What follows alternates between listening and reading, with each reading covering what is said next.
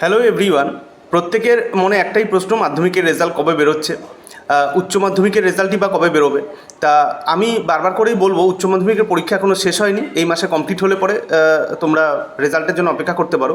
কিন্তু আমি যে সোর্স মারফত খবর পেয়েছি, তোমাদের উচ্চ মাধ্যমিক শিক্ষা সংসদের যিনি চেয়ারম্যান, উনি চিরঞ্জিত মহাশয়, উনি বলেছেন কিন্তু যে আমাদের উচ্চ মাধ্যমিক পরীক্ষার্থী যারা রয়েছে তাদের রেজাল্ট বেরোবে হচ্ছে মে মাসের সেকেন্ড উইকে।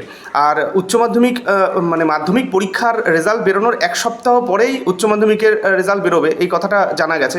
তাহলে যদি মে মাসের সেকেন্ড উইকে উচ্চ মাধ্যমিকের রেজাল্ট বেরোয়, তাহলে তার আগে মানে এক সপ্তাহ আগে মে মাসের ফার্স্ট উইকে কিন্তু মাধ্যমিকের রেজাল্ট বেরিয়ে যাচ্ছে।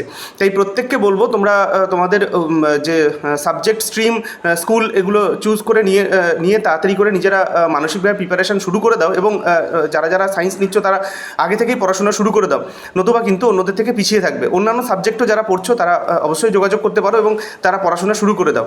তাহলে মাধ্যমিক এবং উচ্চ মাধ্যমিকের রেজাল্ট কবে বেরোচ্ছে সেটা মোটামুটি আমরা জানতে পারলাম।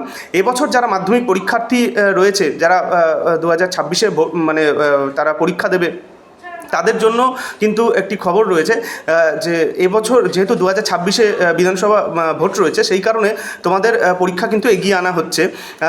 আমাদের কাছে যতটুকু খবর রয়েছে, দেখো, আগে মার্চ মাসে মাধ্যমিক পরীক্ষা অনুষ্ঠিত হতো, তারপরে এগিয়ে এনে ফেব্রুয়ারিতে করা হয়েছে। কিন্তু এবছর যেহেতু 2026-এ যেহেতু ভোট রয়েছে, সেই কারণে কিন্তু মাধ্যমিক পরীক্ষা একটু এগিয়ে এনে জানুয়ারির লাস্ট উইকে কিন্তু পরীক্ষা হওয়ার সম্ভাবনা রয়েছে। আর যদি খুব বেশি দেরি করে তাহলে ফেব্রুয়ারির ফার্স্ট উইকে হতে পারে।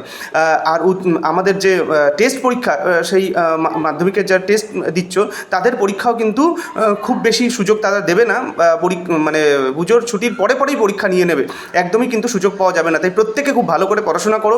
আমার কাছে যে খবরগুলো আসলো সেগুলো আমি তোমাদেরকে জানিয়ে দিলাম। আর যারা 11-এ ভর্তি হচ্ছ তারা এখন থেকে সাবজেক্ট চুজ করে নাও এবং তাড়াতাড়ি করে পড়াশোনা শুরু করে দাও।